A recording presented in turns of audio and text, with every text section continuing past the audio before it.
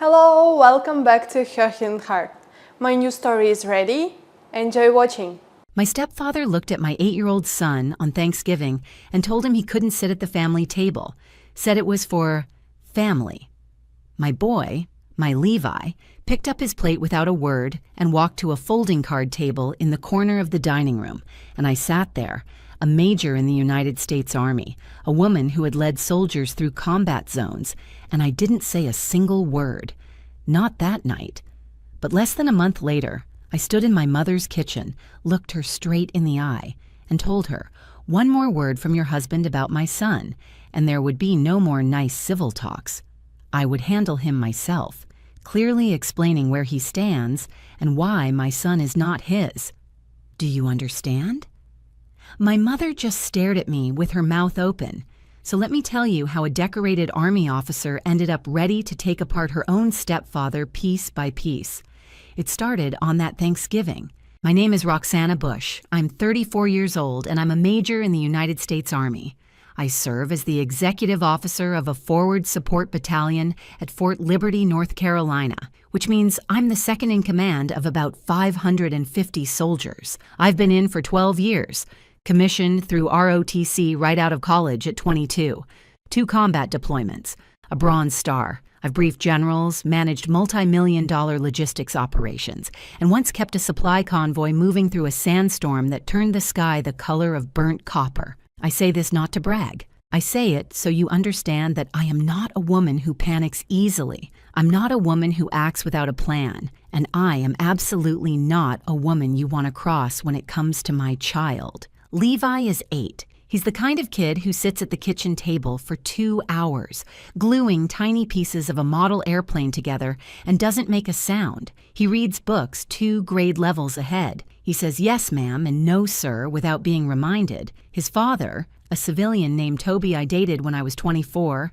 and a young captain stationed at Fort Campbell, found out I was pregnant and vanished like smoke. Sent me one postcard from Reno, Nevada, about 3 months later. It had a picture of a slot machine on the front. No return address, no explanation. That's the kind of man Toby was, always gambling, never winning. I raised Levi on my own, and honestly, I wouldn't have it any other way. That boy is the best decision I've ever made, and I've made some pretty solid decisions under mortar fire. Now my mother, Nadine Tipton, 66 years old, lives in Fuquay Varina, North Carolina, about 30 minutes from Fort Liberty. She worked as a receptionist at a dental office for 30 years, from 28 to 58, and then retired. She owns her house free and clear, paid it off over 25 years on a receptionist's salary, which tells you everything about the kind of woman she is. She lived on her savings and Social Security, kept her yard immaculate, went to church on Sundays, and was quietly, stubbornly independent. But she was also lonely. 8 years of living alone after retirement will do that. And 3 years ago, she met a man named Vernon Tipton at a church picnic. He brought her flowers. He fixed her porch railing that same weekend. He called her darling and told her she was the most beautiful woman at the potluck, which, no disrespect to my mother, was a crowd of about 40 people, and most of them were over 70. So the competition wasn't exactly the Miss America pageant, but it worked. She fell for him, hard. They got married after 7 months of dating. I had reservations. I always do. It's the officer in me. But I wanted my mother to be happy. She'd spent so many years alone. Who was I to stand in the way of that? So Vernon moved into her house, and he brought 2 things with him: a lazy boy recliner, the size of a small aircraft carrier, and opinions about absolutely everything. Both were oversized. I swear that recliner had its own gravitational field. Once Vernon sank into it, nothing on earth could move him. Not a tornado, not a commercial break, not even the fire department. For the first several months, things seemed okay. Vernon was polite to me, if a little stiff. He shook Levi's hand once like Levi was a 40-year-old accountant rather than a 7-year-old child, but around 6 months into the marriage, the comments started. Small at first, like termites. You don't hear them until the damage is done. Vernon would say things about Levi when we visited. That boy needs more structure. He's too soft for his age. If he were my kid, he'd know how to shake a man's hand properly. Vernon had never raised a son. He had one daughter, Courtney Hale, from his first marriage, and Courtney had turned out exactly the way you'd expect the daughter of a man like Vernon to turn out, confident in all the wrong places and generous with opinions nobody asked for. Vernon also had a 6-year-old granddaughter, Kinley, Courtney's daughter. And let me tell you, that child could do no wrong in Vernon's eyes. At every family gathering, Kinley got new toys, compliments, and first pick of everything. Levi got critiqued. At a summer cookout, Vernon gave Kinley a brand new bicycle with pink streamers on the handles. He gave Levi a used coloring book with half the pages already scribbled in. My son was 8. He was building scale models of World War II fighter planes, but Vernon either didn't notice or didn't care. I'm still not sure which one is worse. Here's something I need you to understand, because it matters later. As a single parent in the Army, I'm required to maintain what's called a family care plan under Army Regulation 600-20. It's a legal document that designates a caregiver for my child whenever I'm called away. Deployments, field exercises, emergency operations. My designated caregiver had been my mother for years. She lived 30 minutes away. She adored Levi, and the arrangement worked like clockwork. If that plan fell apart, if I couldn't guarantee that Levi had a safe, stable place to go, I'd face administrative action. That's not a slap on the wrist. That can end a career. So when Thanksgiving came around and we all gathered at my mother's house, Vernon, Nadine, me, Levi, Courtney, her husband Travis, and little Kinley, I thought it would be like every other family dinner. A little tense, a little awkward, but survivable. The turkey was carved. Everyone was finding their seats. And then Vernon looked at my son and said it. The main table is for family. He can sit over there. He pointed at a folding card table shoved into the corner of the dining room, the kind of table you set drinks on at a party. Not a person, not a child. Levi looked at me. His eyes were filling up, but he didn't cry. He didn't argue. He just picked up his plate, quietly, with more dignity than any 8-year-old should ever have to show, and walked to the corner. And nobody at that main table said a word. Not Courtney, not Travis, not my own mother. And I sat there and let it happen because I was trying to keep the peace, because I didn't want to cause a scene, because I told myself I'd handle it later, like a rational adult. I was wrong. That night, driving back to my apartment near base, Levi fell asleep in the back seat of my truck with his cheek pressed against the window. I gripped the steering wheel until my knuckles turned white, and I made a promise, not out loud, just to myself, in the silence of that dark highway between Fuquay-Varina and Fort Liberty. This would not continue.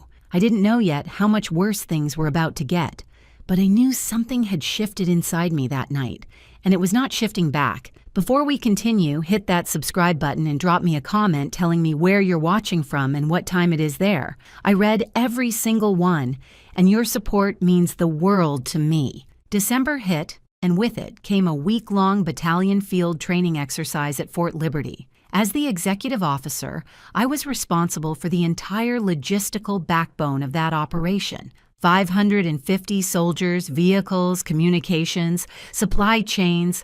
I couldn't skip it. I couldn't phone it in. Levi went to stay with my mother, just like always, just like the family care plan required. I didn't love the idea of him being under the same roof as Vernon for 7 straight days, but Nadine promised me she'd keep things under control, and I trusted her. That was my mistake, not because my mother is a bad person, she's not, but because I underestimated how far Vernon was willing to go when I wasn't around to watch. When I picked Levi up the following Sunday, something was off. He was quiet, quieter than his usual quiet, which for Levi was practically non-existent. I asked him how the week went. Fine, he said. I asked if he'd worked on his models. He shook his head. I asked where his P-38 Lightning kit was, the one I'd bought him 2 weeks earlier at the hobby shop on Bragg Boulevard in Fayetteville, $19.95 plus tax. He told me Vernon threw it away, because Levi had left a mess on the kitchen table, 3 small plastic parts and an instruction sheet. That was the mess. Vernon Tipton, a 61-year-old man who hadn't washed a single dish since the Clinton administration, had decided that 3 model airplane pieces on a table were a crisis of household discipline that required immediate intervention. I called my mother that evening. She told me Vernon was just trying to teach Levi responsibility. I asked her, since when does a man who leaves his reading glasses, his TV remote, and his half-empty soda cans on every flat surface in the house get to lecture an 8-year-old about tidiness? She went quiet. She always went quiet when I had a point she didn't want to admit to. Around the same time, Vernon's daughter Courtney started showing up more often. She began dropping off Kinley at my mother's house 3, sometimes 4 days a week. Free daycare. Nadine never said no. It's not in her nature. But while Courtney was getting her childcare subsidized by my mother's good heart, she was also planting seeds. She told Nadine that maybe Levi should be evaluated by someone, that he seemed a little withdrawn, that he wasn't like other boys his age. This coming from a woman whose own daughter once threw a full-body tantrum in a Target because the shopping cart wasn't pink enough. That tantrum lasted 11 minutes. I know because Courtney told the story at Easter like it was charming. But sure, Levi, the kid who reads chapter books and builds scale model aircraft and says please and thank you to strangers, he's the one who needs professional evaluation. Meanwhile, Vernon was tightening the noose from another angle. He started suggesting to Nadine that Levi shouldn't come over as much, that the boy overwhelmed her. Overwhelmed. My polite, quiet, self-contained son who could occupy himself in a room for 3 hours without making a sound. Apparently that child was too much for a grown man who spent his days in a recliner, watching fishing shows to handle. And then I found out what Vernon was doing outside the house. A neighbor of my mother's, a woman named Barbara Pennick, who I'd known since elementary school, called me one evening and said she thought I should know something. Vernon had been telling people at Ridgecrest Baptist Church that Levi was a troubled boy from a broken home, and that Vernon was doing his best to straighten him out. He was performing fatherhood for the whole congregation, playing the devoted grandfather figure for a child who wasn't his, while the child's actual mother, a Bronze Star recipient who had led soldiers in 2 combat deployments, was being framed as some woman who couldn't raise her own kid. I don't think my blood pressure had ever reached those numbers outside of a firefight. I drove to Fouquet Varina the next day, walked into my mother's house without calling first. Vernon was in his lazy boy. Of course he was. That's where Vernon existed, planted like some kind of sedentary king on a microfiber throne, remote in one hand, opinion in the other. I asked my mother to step into the kitchen with me. She followed. I closed the door, and I looked her straight in the eye, standing in the same kitchen where she taught me to make cornbread when I was 9, and I said what I'd come to say, not shouting, not shaking, calm and measured, the way I deliver a mission brief to a room full of officers who outrank me. One more word from your husband about my son, and there will be no more nice, civil talks. I will handle him myself, clearly explaining where he stands and why my son is not his business. Do you understand? My mother cried. She told me Vernon meant well. She said I was being too aggressive, which was honestly something because I'd just spoken more calmly than I had all week. And that week included a conversation with a supply sergeant who'd misplaced $14,000 worth of night vision equipment. But apparently standing up for my child made me the aggressive one in this house. Then she said the words that landed hardest. He's my husband, Roxana. Not forever, not with cruelty, but in that moment, she chose him. The man she'd known for 3 years over the daughter she'd raised for 34. I drove back to base. And that same week, Levi said something to me that came close to cracking the wall I'd spent 12 years in the Army building. He was sitting on the edge of his bed in his pajamas, legs dangling, not looking at me. And he told me very quietly that he didn't want to go to Grandma's house anymore. Vernon had told him that real boys don't play with toy planes, and that he needed to grow up and stop acting like a baby. My son is 8 years old. He's supposed to play with toy planes. That is literally what childhood is for. I sat down next to him on that bed and put my arm around him, and told him there's nothing wrong with building things, that creating something with your hands and your brain is one of the smartest things a person can do at any age. He leaned into me. I don't think he fully believed me yet. That night, after Levi fell asleep, I sat at my kitchen table and stared at the wall. If my son wouldn't go to Nadine's house, or if it wasn't safe for him there with Vernon around, my family care plan was finished. I'd need to find a new designated caregiver near Fort Liberty within weeks, someone the Army would approve, or I'd face administrative action. My next field exercise was 6 weeks out, and here was the timing that made everything worse. My brigade commander had just told me that I was being considered for resident selection to the Command and General Staff College at Fort Leavenworth, Kansas. That's the competitive course the Army sends its top-performing majors to, the ones they're grooming for higher command. He told me I was tracking for a top block officer evaluation report, a most qualified rating, the highest you can get. But he also told me to stay focused and stable. The Army sees everything, and I was sitting there with a crumbling family care plan, a stepfather who was systematically destroying my family, and a son who didn't want to visit his own grandmother. That's the thing about being a single mom in the military. You carry 2 rucksacks at all times, one on each shoulder, and you never, ever get to put either one down. January came in cold and gray, which felt about right for the mood I was in. My mother asked me to come over and help her with tax paperwork. She'd always been sharp with money, but nervous with government forms, and every year I'd sit with her at the kitchen table and walk through everything. I drove to Fuquay-Varina on a Saturday morning with my laptop and a folder of blank forms. Vernon was out, gone to look at something at a Tractor Supply in Holly Springs, which probably meant he was about to buy another thing nobody needed with money that wasn't his. But I didn't fully understand that yet. We sat at the kitchen table and I pulled up Nadine's bank accounts online. That's when I saw it. Her savings account balance, $11,214. I blinked, then I blinked again. The last time I'd helped her with taxes, just 12 months earlier, that account had held over $60,000. My mother had been careful with money her entire life. She packed her own lunches for 30 years at that dental office. She drove the same Buick LeSabre for 11 years before trading it in. She built that savings balance one careful dollar at a time, and it was supposed to carry her through the rest of her life. I asked her where the money went. She got flustered, fidgeted with her reading glasses, said they'd had some expenses. What expenses, Mom? Well, Vernon bought a base fishing boat back in October, $6,800 currently sitting in the driveway under a blue tarp, unused. He bought a zero-turn riding mower, $4,200, for a lot that's barely a quarter acre. You could mow that yard with a push mower and a podcast. There was a $189 Yeti cooler, a set of Callaway golf clubs, $1,400, new boots, new clothes, a subscription to some streaming fishing channel I didn't even know existed, and my mother couldn't remember the rest.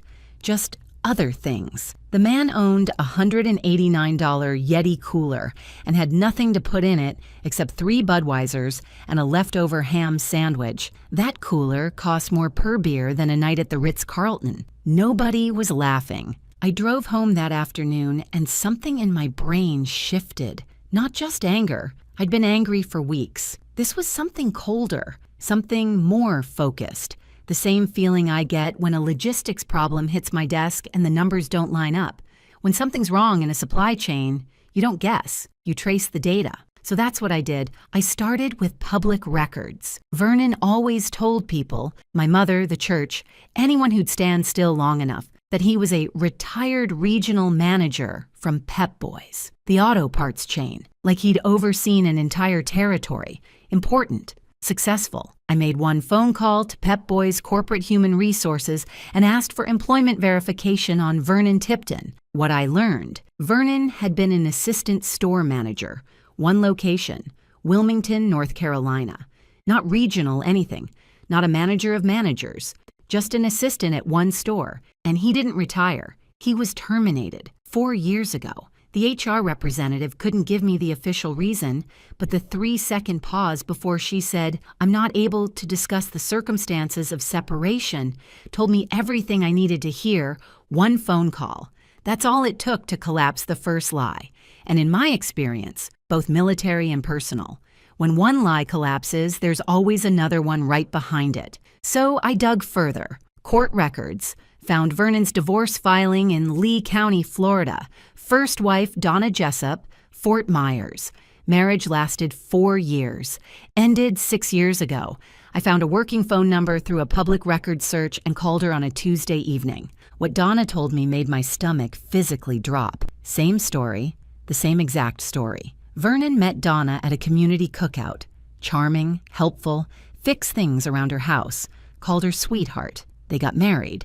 He moved into her home, a home Donna owned outright. Within a few months, the spending started. Over 4 years, Vernon drained nearly $40,000 from Donna's accounts. He was controlling with her teenage son, Tyler. Told the boy he was useless. Overruled Donna's parenting decisions. Tried to impose his own rules in a house that wasn't his. And then, just like with my mother, Vernon had himself added to Donna's bank accounts. And then her deed. By the time Donna finally gathered the courage to throw him out, she had to hire an attorney just to reclaim her own house. Donna said one thing that I will never forget. He doesn't stop. He keeps going until there's nothing left to take. The house, the savings, the dignity, all of it. And then she said, "Quieter, I wish someone had done this for me when it was happening." Donna agreed immediately to provide a written statement and make herself available by phone. She didn't hesitate for even a second. That night, I checked the property records for my mother's house in Wake County, and my heart stopped. 6 months earlier, right around the time I first noticed Vernon getting bolder, more confident, more openly controlling, he had convinced Nadine to add his name to the house deed, the house she paid off over 25 years on a dental receptionist's salary, the house she scraped and saved and sacrificed for, one careful paycheck at a time. Vernon Tipton's name was now on that deed. He told her it was just for protection, in case something happened to her. Protection. That word tasted like poison. I sat at my kitchen table that night, Levi asleep down the hall, a folder of printed documents in front of me.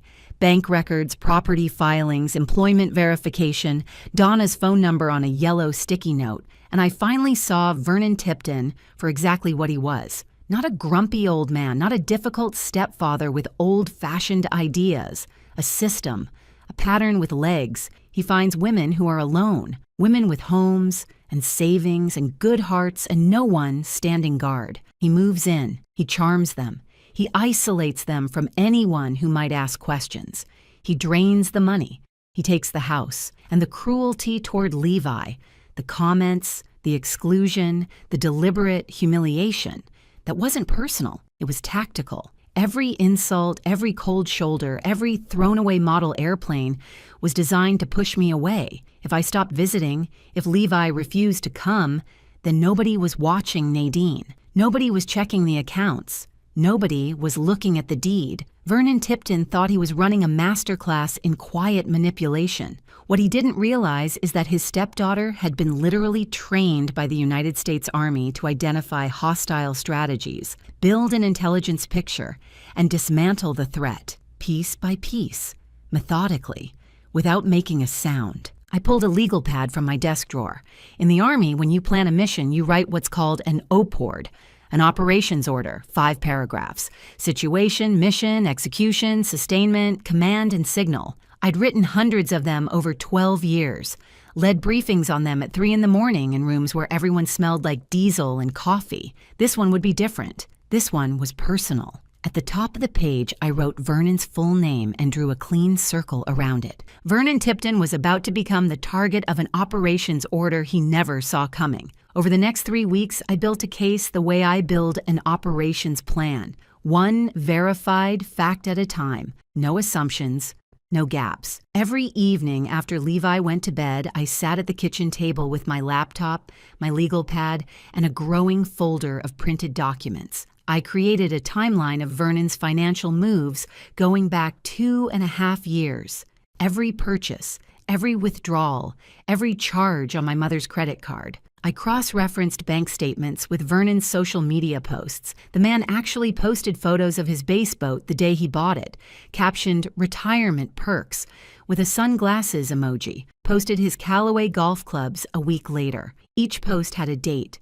Each date matched a withdrawal from Nadine's accounts. The total, when I added every documented transaction, came to $48,700. That number sat on my legal pad circled 3 times because I kept checking the math and hoping I was wrong. I was not wrong. I called Donna Jessup again. She had her written statement ready. 2 pages, typed, detailed, signed, dates, amounts, descriptions of Vernon's behavior toward her son Tyler, the process of getting Vernon off her deed after the divorce. She scanned it and emailed it to me. She also gave me a name I'd already found on my own, Jerry Girardi. Jerry was the actual store manager at the Pep Boys location in Wilmington where Vernon had worked. Donna remembered the name because Vernon used to complain about Jerry constantly, called him incompetent, said he should have had Jerry's job. The truth, as it turned out, was the other way around. I called Jerry on a Thursday evening. He picked up on the second ring, and the moment I said Vernon Tipton's name, Jerry let out a sigh so long it could have deflated a parade float. He confirmed everything. Vernon was an assistant store manager. Not regional, not senior, not anything close to what he'd been claiming, and he was terminated. Not retired, after a $9,300 inventory discrepancy was traced back to his department. The company decided not to press charges, just let him go quietly. Vernon told everyone at the store he was taking early retirement to enjoy life. Jerry said he nearly choked on his coffee when he heard that. He agreed to be available by phone if I ever needed someone to confirm the employment history on record. I thanked him and hung up. Another piece locked into place. The legal picture came next. I reached out to Terry Ahrens, a real estate attorney in Fayetteville, who'd been recommended by a fellow officer's wife. I kept things straightforward. I wasn't looking for full representation yet, just clarity on what we were dealing with. Terry explained that if Vernon was added to the deed under false pretenses or undue influence, it could be challenged through civil court. She also told me something that changed the entire shape of my thinking. What Vernon had done, systematically depleting the finances of a person over 65, could constitute elder financial exploitation under North Carolina General Statute 14112.2. For amounts exceeding $20,000, that's a Class G felony. And the deed situation, obtaining real property through deception, could fall under NC General Statute 14-100, obtaining property by false pretenses. Depending on the value of the home, that could be a Class C felony. Class C, that carries up to 15 years. This wasn't leverage anymore. This was criminal. And then Vernon made a move that told me he could feel the ground shifting under his feet. Toward the end of January, Nadine called me one evening sounding confused and a little flustered. Vernon had come home with paperwork from a financial services company, some outfit I'd never heard of, and told her they needed to open a joint investment account. He wanted her to transfer the remaining balance from her savings, $11,214. Plus redirect her Social Security direct deposits into this new joint account. He said it was better interest rates and smart estate planning. My mother isn't a fool. She worked with numbers every day for 30 years at that dental office, scheduling patients and managing billing. Something about the paperwork didn't sit right with her. She called me and said, "I don't know, Roxana. Something about this doesn't feel right." That sentence hit me 2 ways at once. First, relief because my mother's instincts were still working, still sharp under all that fear and denial. And second, urgency because Vernon was accelerating. He could feel something was off, and he was trying to lock down the remaining money before anyone could stop him. The man was panicking and disguising it as financial planning. I told her, "Do not sign anything. Not yet. Just wait. Trust me." She said, "Okay." And for the first time in months, I felt like she actually meant it. 2 days later, Courtney Hale called me, bright and pleasant the way a person sounds when they're delivering bad news and enjoying it. She told me that Daddy and Mama Nadine, she actually called my mother Mama Nadine, like she'd earned that, were planning a small birthday dinner for Nadine in late February. Just intimate, just family. And by family, she meant Vernon, Nadine, Courtney, Travis, and Kinley. She didn't mention me. She didn't mention Levi. We were not on the list. Not invited to my own mother's birthday, the woman who pushed me into this world after 14 hours of labor and her husband of 2.5 years had decided I didn't make the guest list. Vernon Tipton had the audacity of a man who brings a folding chair to a concert and sits himself down in the front row. I thanked Courtney for letting me know, hung up and sat in my truck in the Fort Liberty parking lot for a full 5 minutes with my hands on the steering wheel, breathing. Here's where a different person might have done something dramatic. Shown up at that birthday dinner, slammed a folder on the table, confronted Vernon in front of everyone. I've seen people do that in movies, and it always looks satisfying. But I'm not in the movies. I'm in the Army. And in the Army, the best operations are the ones the enemy never sees coming. The ones where the target wakes up one morning and realizes the walls have already closed in around him. My plan had 2 steps. Step 1, meet with Nadine alone without Vernon. Show her everything, not as an ambush, as an offering. Give her the information she deserved and let her make her own decision. Because without my mother's cooperation, without her filing a report, the criminal case would be weaker. She had to choose this. Step 2. If Nadine agreed, we'd go together to the Fouquet-Varina Police Department and file a formal report. Then we'd step back and let the law do what it was designed to do. No theater, no screaming matches, just evidence and the system. The night before I planned to go see Nadine, I was at the kitchen table organizing the folder for the last time. Employment verification, financial timeline, Donna Jessup's signed statement, deed records, screenshots from Vernon's social media, the joint investment account paperwork he'd brought home, proof that he was still actively trying to exploit my mother even now. Levi patted down the hallway in his socks and stood in the doorway. He asked me why I was working so late. I told him that sometimes grown-ups have to fix things that aren't fair, and that fixing them right takes preparation. He looked at the folder, then back at me. Is it about Grandpa Vernon? I didn't flinch. I said, it's about making sure nobody treats you like you don't matter.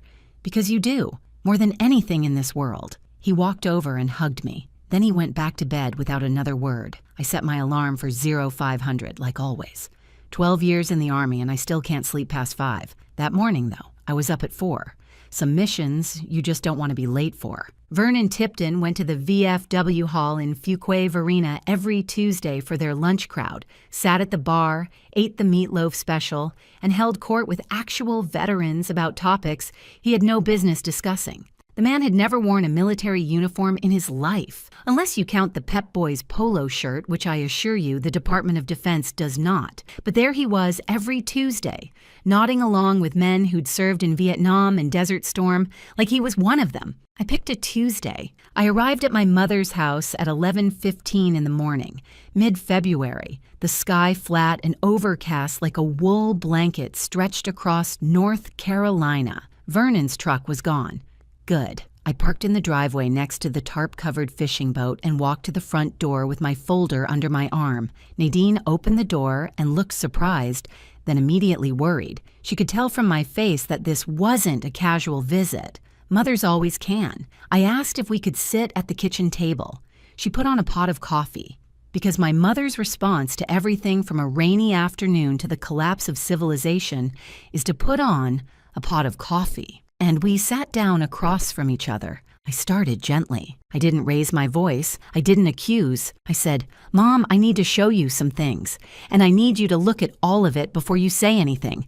Can you do that for me? She nodded. Her hands were wrapped around her coffee mug like she was bracing for something. I opened the folder. First, the employment lie. I told her that Vernon was not a retired regional manager from Pep Boys. He was an assistant store manager at one location in Wilmington. He didn't retire. He was fired. A $9,300 inventory shortage was traced to his department. I had the employment verification.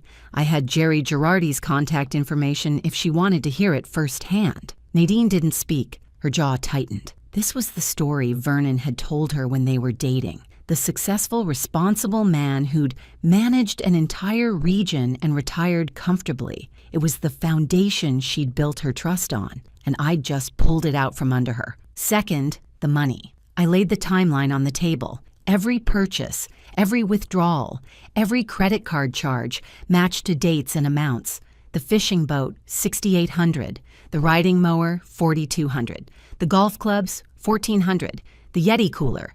The boots. The streaming subscriptions, all of it drawn from her accounts, totaling $48,700 in 2.5 years. Her savings, the money she'd built over 3 decades of packed lunches and an 11-year-old Buick, reduced to just over $11,000. My mother's hand went to her mouth. She stared at the numbers, and I could see her doing the math in her head, the same way she used to reconcile the dental office accounts at the end of every month. The numbers didn't lie. They never do. Third, the deed. I showed her the property record. Vernon had gotten his name added to her house 6 months ago. I told her what Terry Aarons, the real estate attorney, had explained, that this could be challenged as fraud if it was obtained through deception or undue influence. That house, 25 years of payments on a receptionist's salary, was now legally half Vernon's on paper. Fourth, Donna Jessup. I told my mother about Vernon's first wife. I laid it out slowly because I knew this was the one that would hurt the most. Same pattern.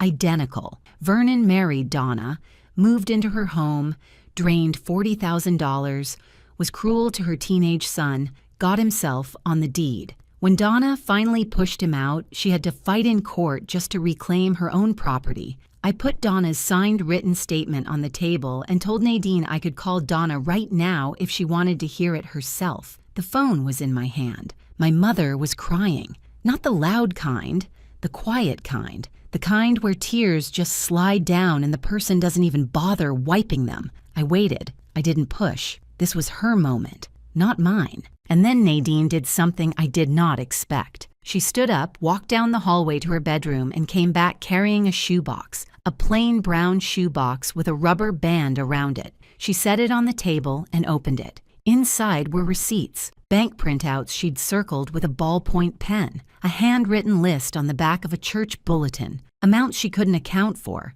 dates that didn't match anything Vernon had told her. She had been tracking discrepancies for over a year.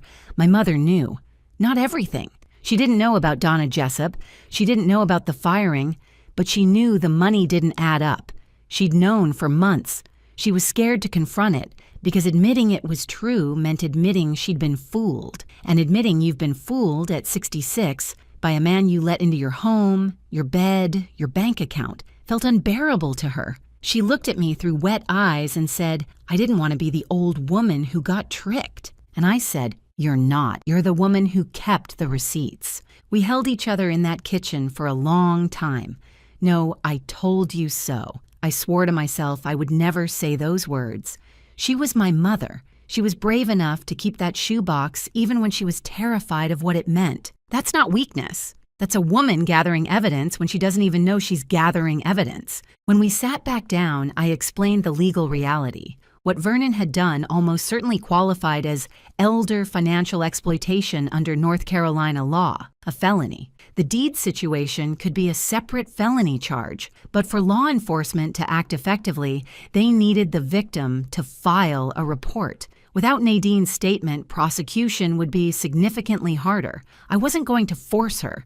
This had to be her choice. I told her that Donna Jessup wished every single day that someone had been there to help her when it was happening, that Donna spent years recovering, financially, emotionally, that Vernon had done this before, and he would keep doing it until someone stopped him. Nadine looked at the folder, looked at her shoebox, looked at me. When do we go? The last week of February, my mother and I walked into the Fuquay-Varina Police Department together. Nadine filed a formal report. I handed the detective, a calm, thorough man who took careful notes, the entire evidence package.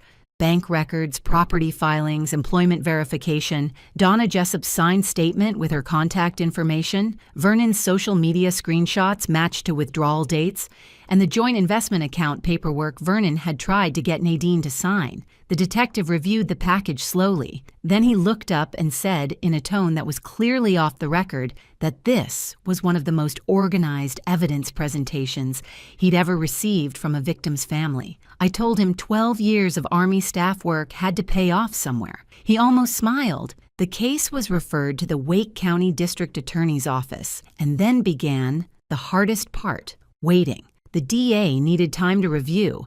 A warrant had to be prepared.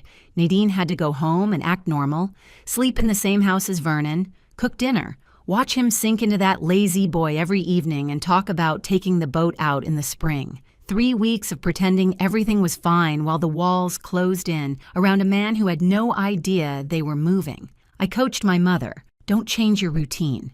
Don't confront him. Don't give him any reason to suspect. She nodded. She was tougher than Vernon Tipton had ever given her credit for, tougher than he could have possibly imagined. If this story hit close to home, I'd love for you to subscribe and share it. And if you have your own story about standing your ground for family, tell me in the comments. I read everyone. The arrest happened on a Tuesday in mid-March. I remember because it was Vernon's VFW day, but he didn't make it to the meatloaf special that afternoon. Nadine was at my apartment near Fort Liberty. I'd arranged for her to spend the day with Levi. Took her there myself that morning early, before Vernon woke up. She sat on my couch and drank coffee and watched Levi work on a new model at the kitchen table, a B-17 Flying Fortress, and for the first time in months she looked like the woman I remembered from my childhood, calm, present, not flinching every time a door opened. 2 Wake County Sheriff's deputies arrived at the house on Sycamore Lane in Fuquay-Varina at approximately 11:40 in the morning. Vernon answered the front door in his house slippers and a flannel shirt. They served the arrest warrant, 2 counts. Count 1, exploitation of an older adult. North Carolina General Statute 14-112.2, Class G felony. Count 2, obtaining real property by false pretenses. North Carolina General Statute 14-100, Class C felony. Vernon Tipton walked out of my mother's house in handcuffs, past his lazy boy, past the unused Callaway golf clubs leaning against the hall closet, past the fishing boat sitting under its blue tarp in the driveway, the $6,800 boat that had never once touched water, past the $4,200 riding mower parked next to it on a quarter-acre lot. He walked past every single thing he'd purchased with my mother's money, and he couldn't take any of it with him. Bail was set at $75,000. Vernon didn't have it. Of course he didn't. The man hadn't had his own money in years. He called Courtney from the Wake County Detention Center. Now here's the part I didn't plan. While the arrest was happening, I had already sent Courtney a package. Not out of spite, out of clarity. I sent her Donna Jessup's signed statement and Donna's phone number. No message from me, just the documents. Let them speak. Courtney read the statement. Then she called Donna herself, and Donna told Courtney everything. The same pattern, the same manipulation, the same cruelty to her son Tyler, the same man, Courtney's own father, the man Courtney had defended, enabled, and helped exclude me and Levi from family dinners. When Vernon called Courtney from detention asking her to post his bail, Courtney said no. She didn't yell. She didn't lecture. She just said she couldn't do it, and she hung up. Vernon sat in the Wake County Detention Center with no money, no one to call, and nothing but a pair of house slippers. The legal process moved forward with the kind of efficiency you get when the evidence is overwhelming and the defendant has no resources to fight it. Vernon's public defender reviewed the case and advised him to take a deal.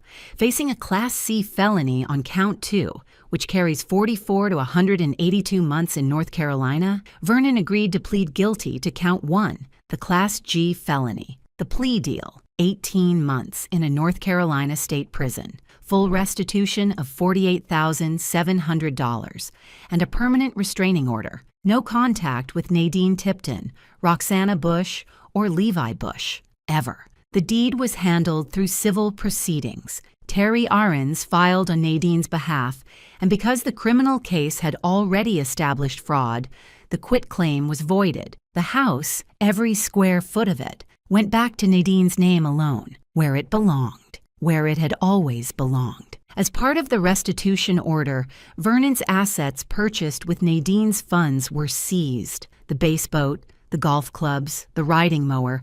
That boat sat in the driveway for 8 months and never once touched water. Kind of poetic, honestly. Just like Vernon. All show, no depth. Nadine filed for divorce the same week as the sentencing. Val Whelan, a sharp family attorney in Fayetteville, handled it clean and fast, uncontested. Vernon wasn't exactly in a position to negotiate from a prison cell. Courtney called me about a week after the sentencing. It wasn't an apology. I didn't expect one, and I wouldn't have trusted it if it came. What she said was this. She knew more than she let on. She'd seen what her father did to Donna, to her own mother, years ago. She told herself it was Donna's fault, that Donna provoked him, that the divorce was mutual. It was easier than admitting her father was a predator who targeted lonely women. She said she wasn't calling to ask for anything. She just wanted me to know that she wasn't going to pretend anymore. I said, okay, and that was it. We haven't spoken since. Some chapters don't need a long ending. They just need to close. Levi started going back to Grandma's house. Nobody told him where to sit. Nobody threw away his models. Nobody told him that real boys don't play with toy planes. My mother bought him a new kit, a P-51 Mustang, the one he'd been eyeing at the hobby shop on Bragg Boulevard for weeks. They built it together on the kitchen table, the same table where Vernon used to sit and hand down his pronouncements like a man who'd earned the right. Now it was covered in glue, tiny plastic parts, and an instruction sheet written in font so small my mother had to wear her reading glasses. I watched them through the kitchen window one Saturday afternoon, Levi carefully positioning a wing while Nadine held the fuselage steady, and something loosened in my chest that had been tight for months. It looked like peace. It looked like what family is supposed to feel like when nobody's stealing it from you. 2 months after the sentencing, I received the notification I'd been waiting for.